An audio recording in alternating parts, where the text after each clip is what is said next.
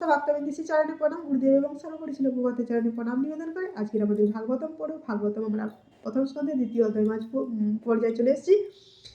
তো আমি অল্প সময় বলার চেষ্টা করব, বেশি সময় নেই আমার।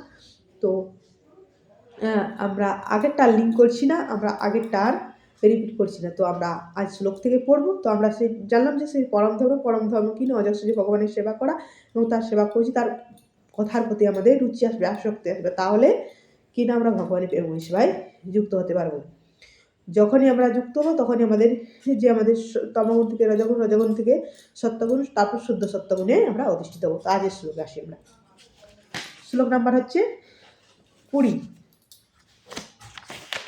তো সেখানে দেখুন শ্লোকটা, এবং প্রসন্ন মানস ভগবত ভক্তি জগত ভগবত তত্ত্ববিজ্ঞান মুক্ত সংঘর্ষ জায়তে, এবং প্রসন্ন মানস ভগবত ভক্তি জগত ভগবত তত্ত্ববিজ্ঞান মুক্ত সংঘর্ষ জায়তে। অনুবাদ, এইভাবে শুদ্ধ সত্যে অধিষ্ঠিত হয়ে ভক্তিযোগে যুক্ত হওয়ার ফলে তার চিত্ত প্রসন্ন হয়েছে, তিনি সব রকম জড়া বন্ধন থেকে মুক্ত হয়ে ভগবত তত্ত্ববিজ্ঞান উপলব্ধি করেন।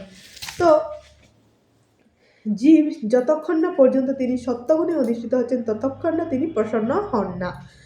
তাই তমগুণে নিদ্রা থাকে, অলস থাকে, রজগুণে কিনা লোভ থাকে সেরকম, এবং সত্যগুণে যখন আসে তখনই ভগবত তত্ত্ব জ্ঞান, এই জ্ঞান শাস্ত্রের জ্ঞান তিনি বুঝতে পারেন, ধীরে ধীরে সেটাকে বুঝতে পারবে। সত্যগুণে না থাকা পর্যন্ত বুঝতে পারবে না। যেমন আমাদেরকে প্রশ্ন হয়, কেউ কেউ প্রশ্ন করেন যে এটা যে বললেন এটা কি আমি তো বুঝতে পারছি না, কি না ভগবানের প্রতি, শাস্ত্রের প্রতি, সাধুর প্রতি সেটা একটা সংশয় তৈরি হয়।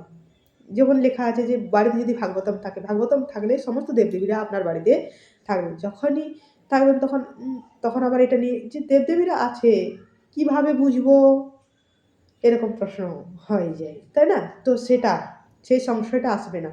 শাস্ত্রে যা আছে সেটাই তিনি বুঝতে পারবে, হৃদয়ঙ্গ করতে পারবে, তাই না? যখন সে সত্যগুণে অধিষ্ঠিত হবে।